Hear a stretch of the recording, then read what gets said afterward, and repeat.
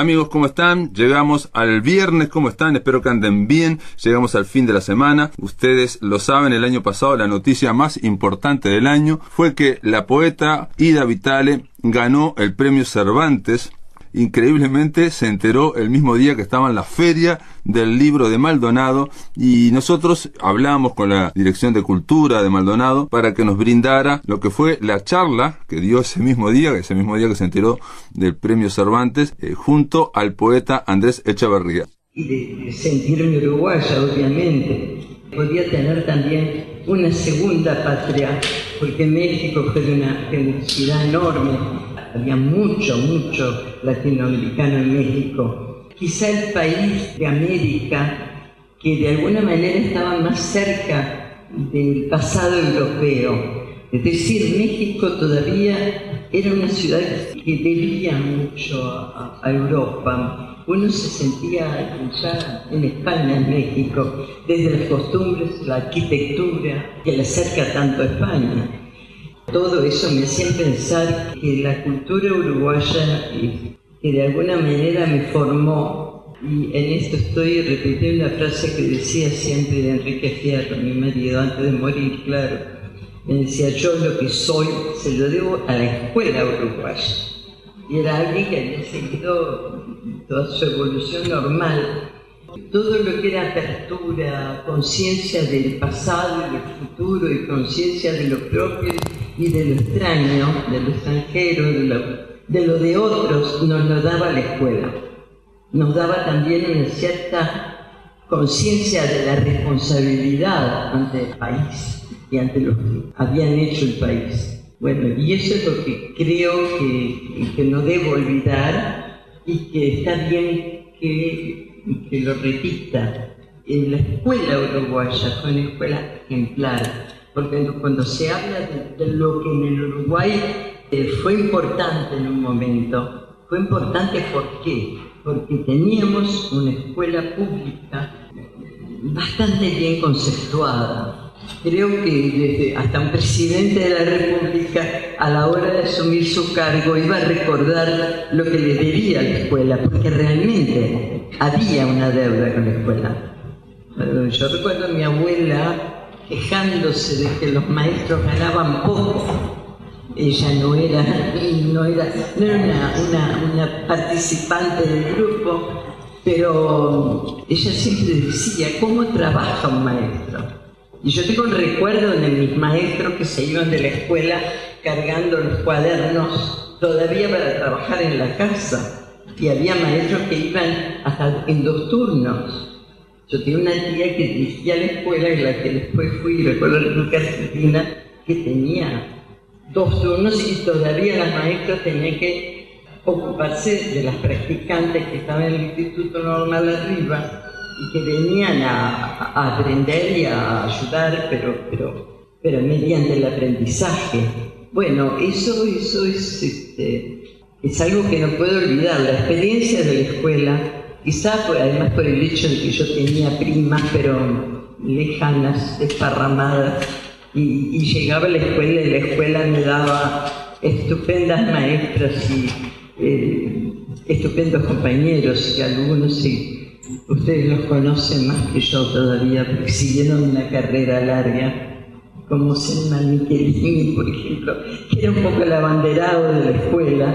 Era muy bueno, la escuela dio todo. Yo puedo hablar de una escuela, pero digo, Uruguay era un conglomerado de escuelas que todas tenían su prestigio, ¿no?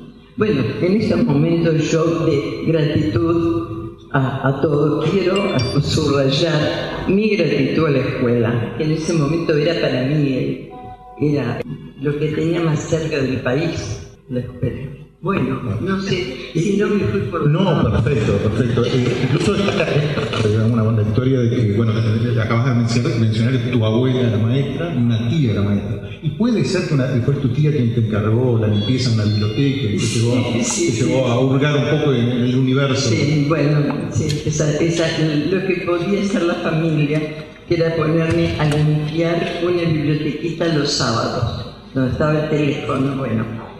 biblioteca que tenía sobre todo libros en italiano y francés, había algunos en español. Siento que eso no fue un azar, porque no me encargaban que fuera a la cocina a aprender a hacer tortas fritas, por ejemplo. No, limpiar la biblioteca. Era una manera de decirme, los libros no muerden, a ver qué. Y sobre todo la curiosidad de eso que no podía leer, que no estaba a mi alcance, fue una lengua que no sabía. Pero hoy cuando hablábamos justamente de cómo acercar o no, algún periodista preguntaba divulgar la poesía. Bueno, creo que en la escuela y los padres, naturalmente, que pueden acercar al niño al libro, pero un libro que después pueda recordar como algo valioso, no esas cosas que uno lee y olvida, algo que sea realmente importante, no sé, que integre la vida de un niño. Bueno. Y además interesantísima la vocación docente, tu tía, en este caso la estrategia de acercarte a la biblioteca, claro, de esa manera vulgar. Sin decir nada. Sí. No, porque de repente si me hubieran dicho, bueno, pues mira los libros, hay que leerlos. No, ese método indirecto que era despertar la curiosidad por lo que no entendía. No, y hablábamos alguien me preguntaba, bueno, algo era un poema de Gabriela Mistral del cual no entendí ni jota. Poemita corto, pero que una practicante sin duda no del todo bien orientada nos puso a copiar.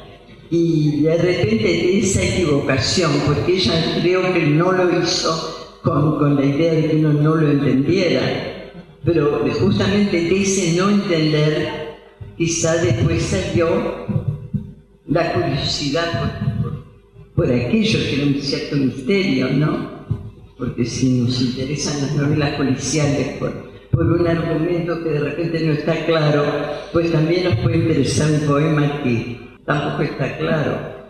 Tampoco está claro para esa edad, muy anticipado. Interesante ese contexto que crea. Ahora, yendo un poquito hacia la publicación, el surgimiento de esa niña que descubre el poema de Gabriela Mistral, los secretos, tratar de llegar un poco a los misterios de la poesía, el lenguaje de la poesía. Acercándonos un poco a la primera publicación, ¿cuál era la influencia? Yo imagino Neruda, a Borges, ¿cuáles eran las lecturas que influían o que llevaban a una propuesta poética para esa generación?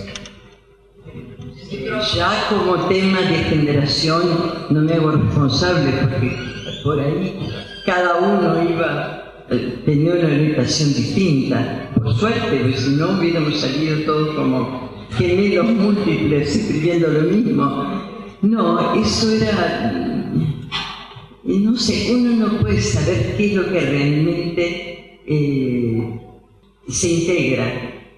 Porque generalmente uno lo absorbe y de pronto al mes ya no lo tiene en primer plano.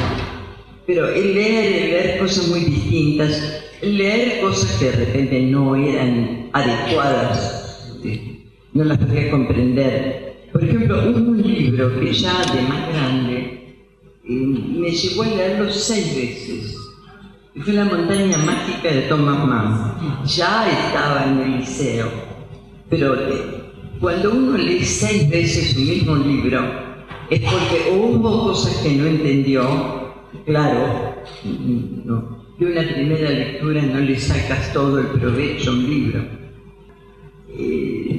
Pienso que eso tiene un sentido. Leer, insistir mucho porque había mucha cosa nueva. Además me acuerdo que la última vez que lo leí estaba con un comienzo de plebiscita o algo así. Y entonces, claro, aquel libro que todo el tema eran los pulmones todo el tiempo, la vida que cambia a partir de ese momento. Bueno, creo que yo ni era consciente de por qué lo estaba volviendo a leer, pero obviamente porque había una preocupación porque me respondía a una angustia de ese momento, ¿no? Pero digo, de esos libros que uno lee y relee por algo, y libros muy distintos, qué sé yo, pueden ser La Mil y una noche, que eso fue una lectura muy inolvidable porque yo tenía una compañera en la escuela muy querida que era Sol Sabatercasti, es decir, la hija de Sabatercasti, que era un amor de persona. Yo iba mucho a la casa y me prestaba libros. Recuerdo una biblioteca enorme, pero no por el lugar, el espacio era enorme, no eran tantos los libros, pero tenía unas bibliotecas giratorias que me fascinaban porque es un mueble que nunca había visto. Y él me decía, sí, pero el libro te lo voy a dar yo, te lo voy a elegir. Y cuando le pedí Las Mil y una noche, se quedó pensando y me dijo, bueno, mañana te lo mando con Sol. Y al día siguiente apareció el libro, que era un volumen grande, en el cual este bendito señor se había tomado el trabajo de separar, de forrar, digamos, ciertos cuentos con un broche así para que viera bien que estaban, y me dijo, bueno, hay mucho para leer, así que lo que está reservado te lo dejo para dentro de unos años. Debo decir que incorrectamente fue lo que me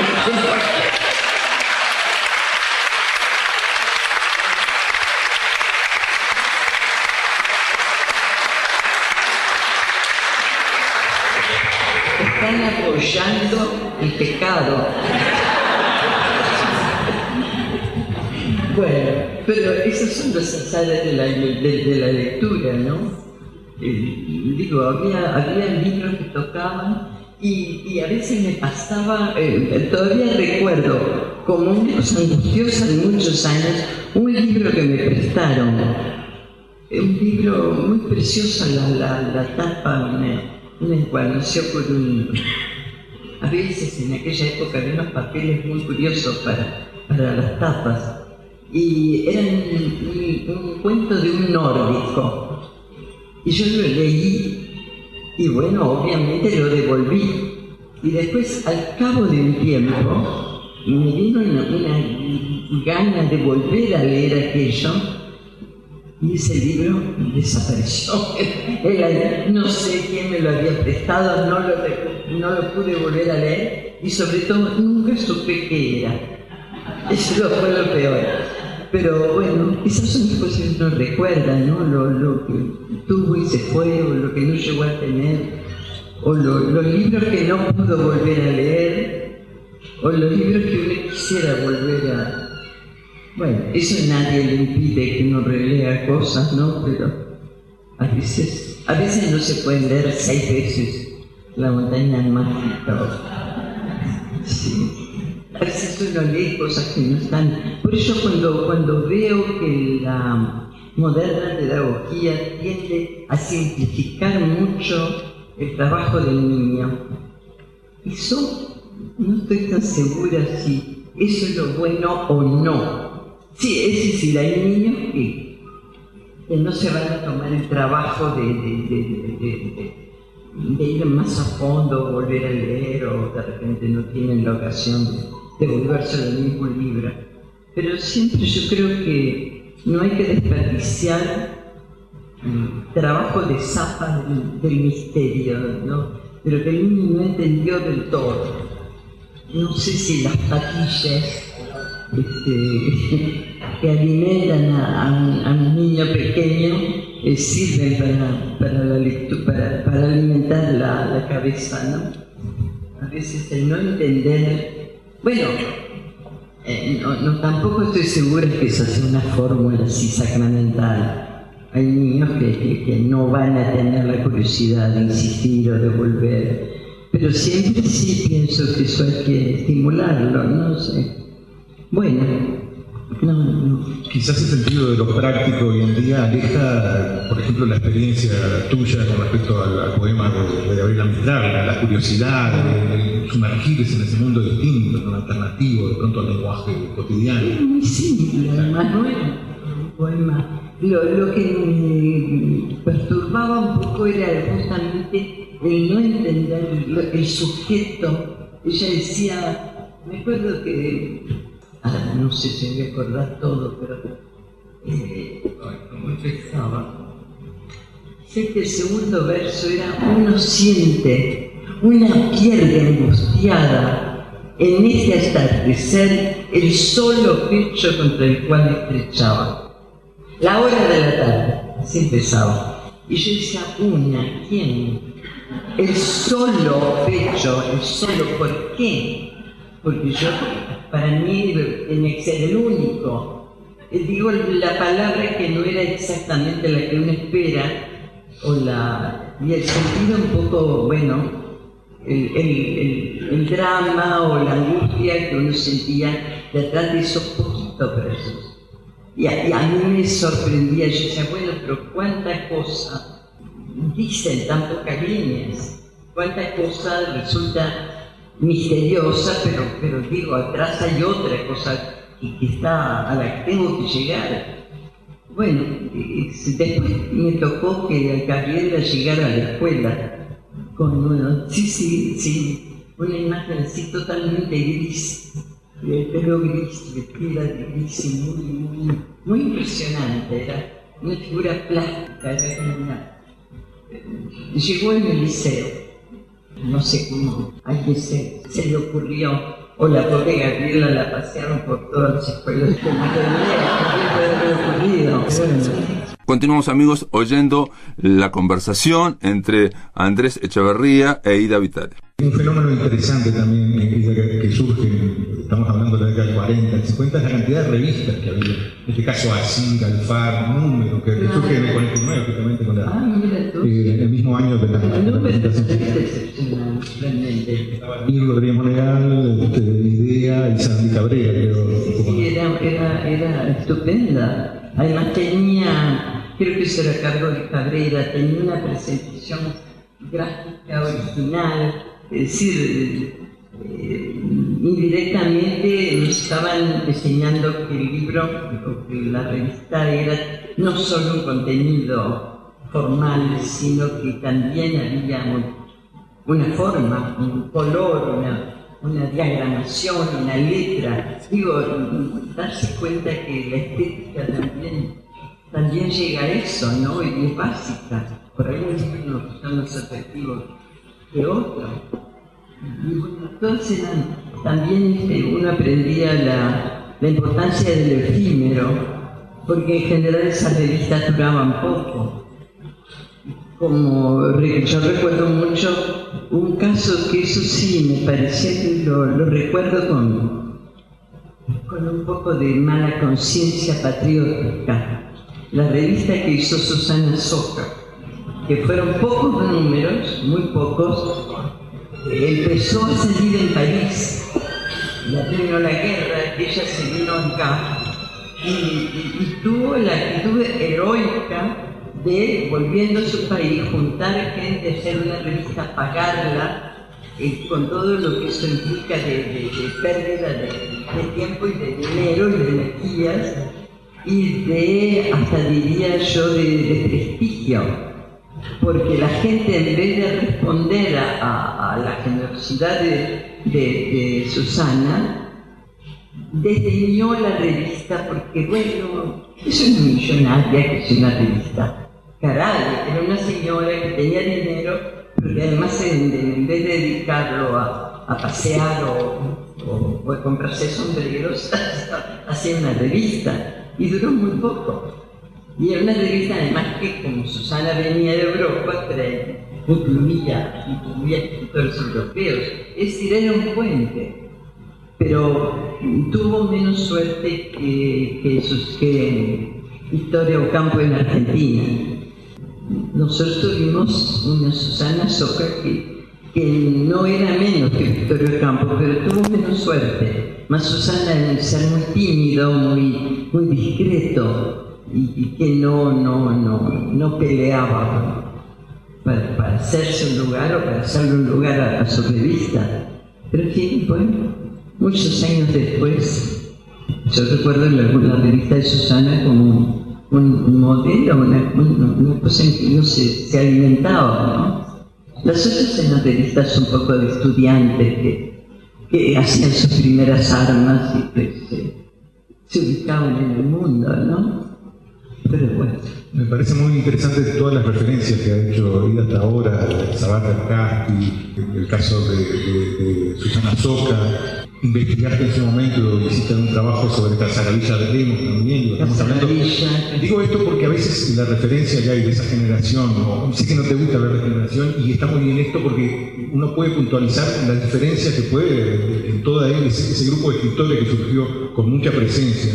No solo nacional. Muchos muy amigos, sí, no, había de todo. Ahora, quería consultar lo siguiente, porque es muy interesante, hablando de Susana Soca, los puentes que se crean con Francia, ¿no? Y la llegada de Supervielle al Uruguay, en este caso, ¿significó algo en especial en ese mirar hacia el exterior? No, bueno, yo Supervielle lo leí, no lo conocí nunca. No, además yo no sé exactamente en qué año vino, la verdad. Además creo que tenía una estancia y se iba. No sé, yo fui muy amiga de un sobrino de él, creo que era un compañero yo empecé Facultad de Derecho, porque los preparatorios de la Facultad de Derecho eran un poco tramposos. Uno veía que ahí enseñaban, pues tenían literatura, filosofía, historia, cosas que creo que no sean básicas para el buen trabajo de un abogado, que también podrían haber estado no sé, en preparatorios de química, no sé por qué la filosofía sí la teníamos que estudiar los que aspiramos a ser abogados. Yo rápidamente dejé esa aspiración en cuanto se abrió la Facultad de Humanidades y me mudé a donde iba a poder aprender algo sin fines ocultos. Ocultos, por ejemplo, la finalidad. Pero bueno, no sé.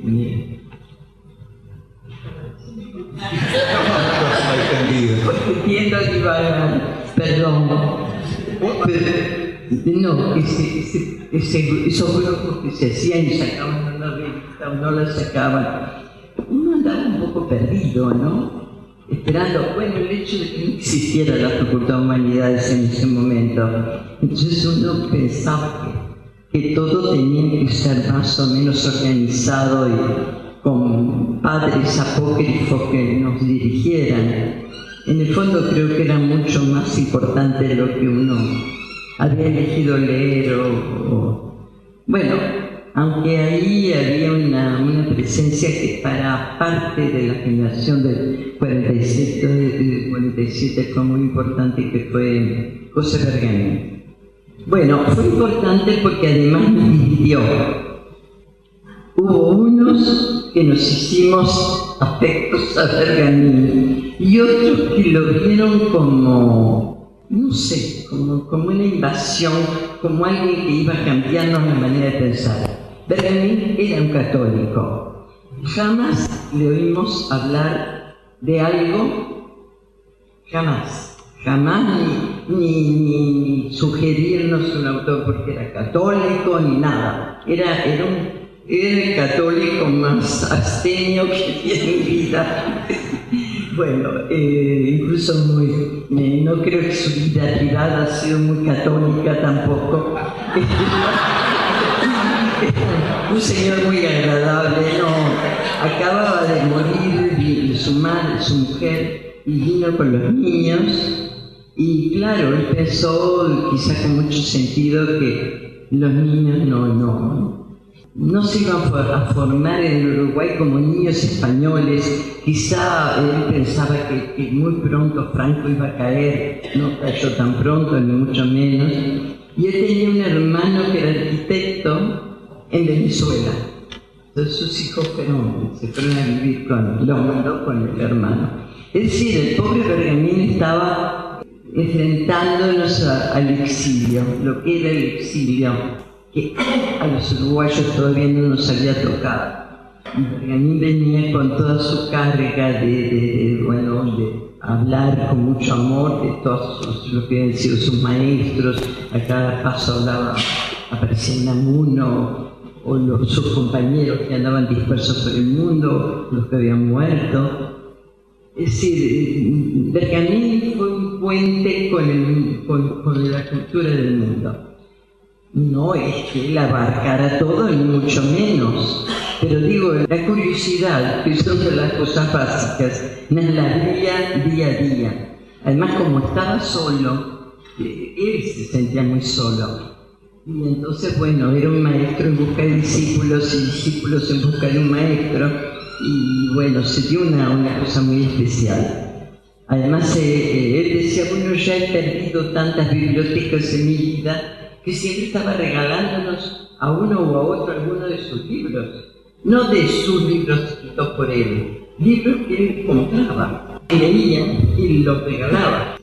No, esa experiencia yo agradezco siempre tantas cosas que agradecer de la vida, pero agradecer haber tenido un profesor libre, un profesor suelto, porque en general profesores a los que queríamos mucho tenían su familia, sus responsabilidades, sus hijos.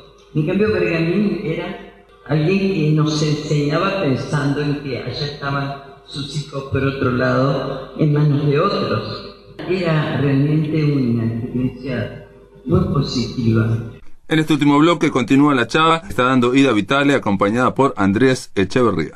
Y algo interesantísimo, que yo creo que se crea en ese momento también, en la década del 50, 60, pero sobre todo en la década del 50, es que así con los contactos que tiene Susana Soca, Superviel, Bergamín, con Europa, la instalación de la presencia de esas revistas, se crea Borges, o sea, Borges que vuelve a principios de la década del 20, a partir del 23 con Fervor de Buenos Aires, ya es una presencia importantísima.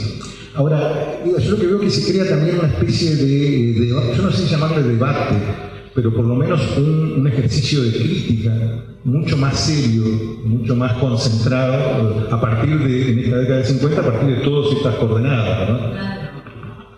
Sí, incluso esa división que yo decía, los que estaban a favor de Bergamín y los que, no sé, pienso que tenían que Bergamín nos pueda inclinar hacia lo religioso, bueno, porque él tenía una formación religiosa, pero digerida y reservada, digamos. Incluso no creo que los hijos tuvieran nada que ver bueno, pero creo que en una generación siempre está latente la necesidad de la discusión y la necesidad de elegir y tomar partido en el más amplio sentido de la palabra, ¿no? Sí. Que creo que es otra diferencia eso. Hoy cuando apuntaba de pronto a lo que era el Uruguay en la década del 20, del 30, lo que empezó a hacer en la década del 40 y del 50, es que ese debate, o sea, o ese intercambio de opiniones críticas sobre obras literarias, enriquece una reflexión. Bueno, Emil fue un poco el representante así, muy combativo bueno, muy orientado también, porque creo que él era uno de los antibergaminianos, porque él sentía que la influencia española era menor, o debía ser menor. Él era muy anglo, muy literatura inglesa, americana, norteamericana, y bueno, hay tendencias que están ahí dormidas y que se despiertan incluso gracias a la presencia del opuesto, ¿no? Pero es interesantísimo ver ese devenir, ¿no? Porque de pronto de un país que estaba un poco cerrado al interno, claro. Esa década del 50 lo pone en contacto con el exterior a través de los nombres que hicimos y instala una serie de críticos importantes donde acabamos de nombrar a Rodrigo Monegal, pero estamos hablando de quién era tu esposa por aquel entonces, ¿no? Sí. Con orientaciones distintas. Dentro de ese debate, que es interesantísimo que tú tuvieras una percepción más cercana a la de Emir que a la de Sí, yo me llevé siempre muy bien con Emir. Hizo una especie de crónica que es en lo que atañe a mí lo más fantástico que han escrito, fantástico en el sentido de basarse en la mera fantasía. Porque ya pasaba como que yo había sido una colaboradora de marcha, cuando ni por el forro. Pero bueno, el pobre Bergamín, el pobre Monegal, que estuvo así final lento, estaba enfermo y demás. Me acuerdo, eso fue una cosa muy tremenda, que llegó a Montevideo, murió una semana después. Y se fue a la biblioteca, que en ese momento era mi marido, segundo marido, Enrique Fierro, y le dijo: quiero todas las publicaciones, unas publicaciones muy bonitas, no la biblioteca, sino el ministerio. ¿Tú me las podés conseguir? Sí, yo te las consigo. Bueno, pero me prometés que me vas a mandar todo. Y Enrique se preocupó de conseguirle todo, se le hizo llegar y yo creo que cuando llegó ya estaba muerto. Pero él hasta ese momento final mantenía la curiosidad, la obsesión por conocerlo todo bien. Porque mire, realmente un señor muy preciso, que solo se equivocaba así en los juicios psicológicos, ¿no? Pero bueno, sí. Bueno, lo bueno que tenía esa generación es que éramos distintos y había relaciones diversas entre unos y otros, y había en el fondo un complemento. Además estaba el grupo de Asir, que estaba allá en otro departamento y que era respetado, aunque era una relación muy estrecha, por lo mismo que no se veían todos en el mismo café acá. Bueno, los cafés eran importantes en ese momento, las peñas. Y la década del 60 trae mucho contacto con el exterior, quiero decir, los viajes de los propios escritores, poetas que por ahí empiezan a asomarse al mundo. Llega lo que es la década del 70, el país empieza a ya tener otro clima, una decadencia a nivel político, a nivel de convivencia, y llega el exilio en el 74, ¿no? Y llega a México. ¿Cómo fue el contacto con Octavio Paz? ¿Cómo fue esa convivencia? Sí, realmente el periodo de mi gran agradecimiento, porque digamos México había recibido a todos los españoles que se habían podido ir de España, y después se abrió a América. Bueno, yo diría que nosotros fuimos, Enrique y yo, de los primeros uruguayos, y nos fuimos en el 74. Y tuvimos la suerte de que un poquito antes que yo había estado un medio primo de Enrique, que era Danubio Torrefierro, que era muy joven, pero que ya había hecho periodismo y demás, y que yo siempre admiré el olfato que tenía Danubio. A veces iba hasta más lejos de lo que realmente podía ser, pero él se contactó con Octavio Paz, que en ese momento había hecho una revista que no me puedo acordar cómo se llamaba la primera, porque después sacó, claro, había una revista que tenía que ver con un diario. El diario financiaba la revista. Y algún problema hubo y Octavio se fue y hizo otra revista que se llamó Letras Libres, porque era libre de todo apoyo. Se hicieron listas de suscriptores y hubo gente que tenía más poder económico y ayudó con dinero, y salió una revista estupenda. Porque Octavio trajo la presencia de escritores europeos que eran amigos de él. Yo siempre pienso que en México mismo lo veían a Octavio Paz como lo que acá diríamos un figurón. Y era cualquier cosa menos eso. Eso era alguien que estaba trabajando en lo suyo, que tenía los ojos abiertos al mundo entero, y que además controlaba la revista, es decir, los números siempre salían, pasaban por las manos de Octavio, siempre, al final. Nunca objetaba nada, pero después que la revista había salido, podía salir y venir a preguntar, bueno, ¿y tú por qué dijiste eso? Pero lo dejaba decir. Octavio Paz fue una personalidad completa y al que en México le deben mucho. Pero bueno, y fue muy generoso y era un maestro. Tenemos un regreso al Uruguay en la década del 80 con la recuperación de la democracia y Enrique Fierro asumiendo como director de la Biblioteca Nacional, ¿no? En ese regreso. Pobre, fue bastante dura el encontrarse, estar en una institución donde había gente que se había ido con los militares, y los militares habían puesto un hijo, un sobrino, que pobrecito de repente no tenía ninguna responsabilidad respecto a los pasos de sus antepasados, pero ahí había un cargo y dos aspirantes. Era infernal realmente, tanto que Enrique terminó una semana en un sanatorio, pero bueno, se iba desde la mañana y no volvía, a veces volvía, bueno, era gordito, así que podía nutrirse un poco de dieta, pero pobre, eso le perjudicó la salud. No, y yo además pienso que cuando en un país ocurre una cosa de esas, que son 10 años de cambio, la realidad no vuelve a ser exactamente lo mismo. Hay problemas de todo tipo y hay que enfrentarlos. Y bueno, eso es interesantísimo, porque estamos hablando de que hay una ruptura, o sea, un corte, porque mucha gente no volvió, claro.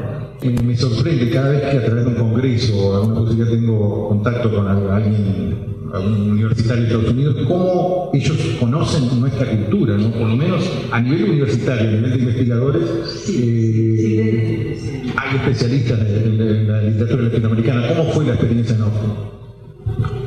Bueno, fue muy rara porque Austin está en Texas y Texas fue México.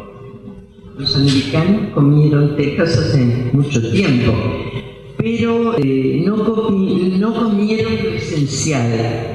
Pero de un escarbe un poco, aparecen mexicanos por todos lados, o hijos de mexicanos, o gente que tiene un contacto muy grande con México.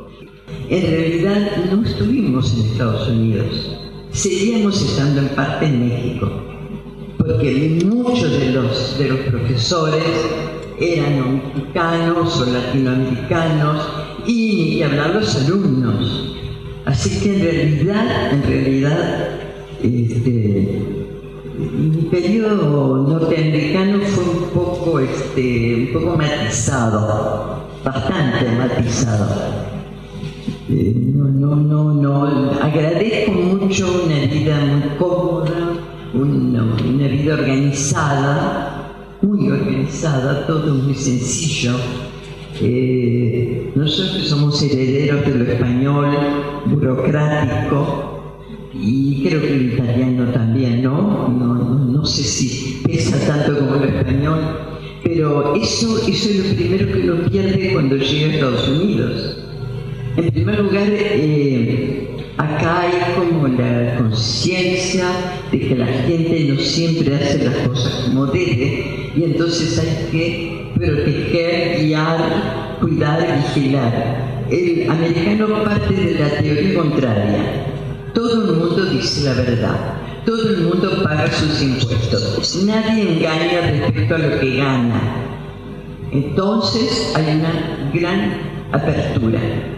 Claro que por ahí está el riesgo de que el que no dice la verdad lo va a pagar duramente. Eso hace una diferencia. Y hace una sociedad también muy cómoda en la vida. Cómoda. En general el americano es muy amable, yo lo primero que pensaba cuando andaba por las calles los primeros días y miraba a todo el mundo en las caras y la gente me sonreía, yo decía, bueno, yo debo parecerme a alguna señora que debe estar en alguna sociedad o algo. No, el americano mirando a la cara responde con una sonrisa. Y eso asombrosamente facilita mucho la vida. Uno siente que no hay rechazo, que hay aceptación y que estamos en un momento en que todos somos amigos. Quizás no sea verdad, pero como base para la vida es cómoda. Yo creo que ningún escritor, nadie podría imaginar un regreso tan hermoso, digo, porque en este momento estamos hablando de que ella llega y en este caso se convierte en la segunda, tiene después de nada menos que Juan Carlos Onetti, y en la quinta mujer que obtiene el premio Cervantes. O sea, el regreso de ida en ese contexto, digamos, de reconocimiento. Por eso yo quise hacer una especie de repaso de lo que fueron esa creación que surge en 1949 con este primer libro publicado, La luz de esta memoria, en la Galatea. La Galatea le había puesto de nombre, hizo una impresora Minerva, que era la marca, en la casa de José Pedro Díaz, y ahí publicaron. Me acuerdo cuando inauguramos la Galatea en la Biblioteca Nacional, Carlos Maggi se me acerca y me dice, teníamos que publicar acá porque no había otras posibilidades, ¿no? O sea, el regreso a Uruguay, ¿no? El regreso posterior y en ese contexto nada menos que del reconocimiento de lo que ha sido tu trayectoria. Y ahora sí, cumpliendo un poco con la idea de que si de alguna lectura que quieras hacer de pronto de este último libro que acaba de aparecer, que son prosas. Bueno, este libro, antes que nada quiero decir, está dedicado a un venezolano que es Juan Sánchez Peláez, a un mexicano que fue Alejandro Rossi, y ahora digo quién era, y a Lorenzo García Vega. Bueno, las relaciones fueron distintas. A Sánchez Peláez lo conocí, era encantador, un poeta muy excelente, poeta venezolano. Alejandro Rossi era uno de los auxiliares de Octavio Paz, un excelente escritor, un hombre que en realidad él era venezolano por casualidad, porque el padre era argentino. Es decir, un poco el exilio está representado en esta dedicatoria. Y García Vega era un excelente poeta también que se ha ido de Cuba a Estados Unidos, después vino a México. Y bueno, tuvimos la suerte con Enrique de haber sido amigos de todos ellos. Y la otra dedicatoria es la cita de dos poetas. Uno, Ramón López Velarde, que es el enorme escritor mexicano del siglo XIX. Los argentinos a veces se nos adelantan, y la hermana de Victoria Ocampo, Silvina, escribió un libro que en realidad es como un homenaje a la suave patria de López Velarde, porque esta cita mía de Velarde es: pago mi impuesto al sainete sublunar. Y ese verso está diciendo realmente cómo es toda la poesía de López Velarde, que es hermosamente musical, con un lenguaje muy simple pero muy refinado, y además con un humor muy difícil de explicar, porque es un humor que está en ciertas palabras, en un tono íntimo, menor, de alguien que escribe siempre como desde el zócalo, Coloquial por un lado. Maravillosamente coloquial. Y sí, y además sumamente mexicana, más yo diría pueblerina, porque lo que le preocupa a López Velarde siempre es lo que está cerca y poco prestigioso, digamos. Es un poeta enorme. Y en el caso el otro de Michaud, que bueno, yo le debo mucho a la literatura francesa, si fue en realidad lo que yo más leí. Y la cita de Michaud es: en caso de peligro, tómatelo con humor, en realidad. Bueno, ¿ustedes aguantan prosa leída? ¿Sí? Bueno, el Biobú es un poco la fuente de Biombo. Entonces, bueno, se me ocurrió inventar ese personaje que es Biombo, y que a veces estoy yo detrás y a veces no. Bueno, a ver. Ah, esto es biográfico.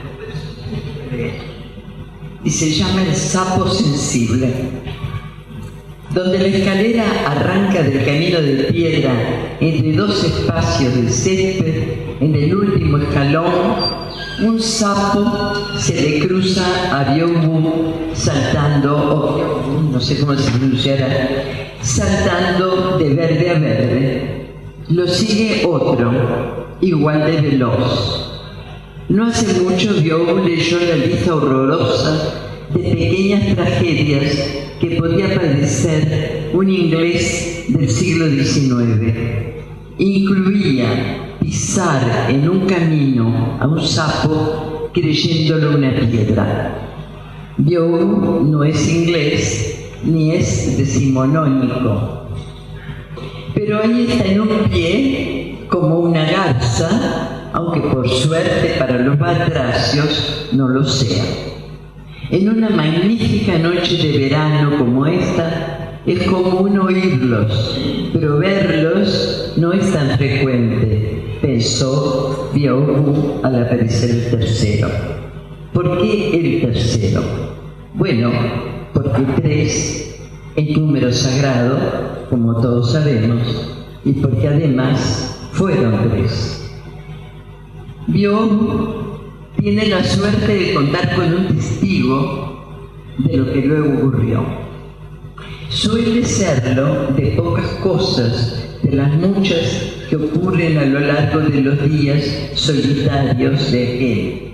Pero esta vez estuvo, lo que le permitirá a Biobú contarlo en una conversación sin que alguien imagine que inventa. Para escribirlo claro, el testigo no es necesario. No se requiere la verdad a la hora de hacer literatura, buena o mala. Pero volvamos a nuestro sapo, el último, que ha quedado quieto en el césped, quizás seguro de sus poderes miméticos, mientras el farol lo ilumina espléndidamente. Pasan en confusión por la cabeza de Biobú varios cuentos mágicos de distinto origen y su propio trato con algunas lagartijas, quizá adormiladas por el sol, a las que ha logrado acariciar hasta el punto de creerse con poderes hipnóticos. Incluso le viene a la memoria una breve anécdota de Gide que Journoud cuenta, sedimento de una visita de varios días que aquel le hace. Journoud, harto de perder al jugar al ajedrez con Gide, lo ha enviado a un café de Manosque a enfrentarse con el campeón del lugar. La partida es contemplada por un rústico que viene de pescar en el arroyo cercano, metido en el agua. Primero ha sacado de su bolsillo tibio 3 ranas se coloca junto al tablero en la mesa de mármol. La frescura de este las tranquiliza y se quedan inmóviles. Mientras se desarrolla la partida, el contemplador se las irá tragando una tras otra con la ayuda de un vaso de vino. Durante la consumición, Gide guarda un silencio protestante y asqueado que no impide que la partida del día siguiente se desarrolle con igual acompañamiento. Entonces sí, exigirá que el juego prosiga en lo de ello no y a puertas cerradas. Entre recuerdo y de ranas a sapos, Byobu, siguiendo un impulso absurdo, adelanta su mano y roza el lomo del sapo, más precisamente en lo que en un humano sería un hombro. El animalito permanece quieto bajo el suave movimiento circular. Esto no deja de asombrar a Byobu, que prolonga su gesto. Cuando al cabo de varios minutos resuelve que es hora de seguir camino, sucede lo increíble.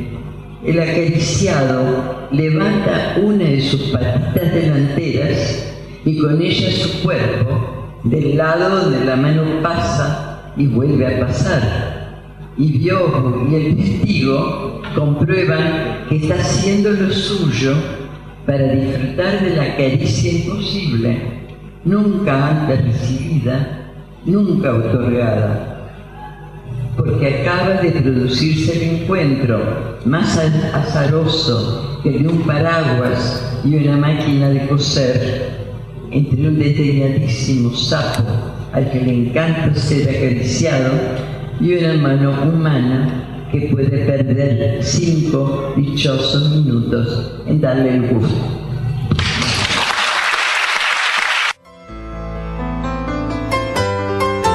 Esto es todo, amigos, espero que les haya gustado. Se terminó La Máquina de Pensar, que lo pasen muy pero muy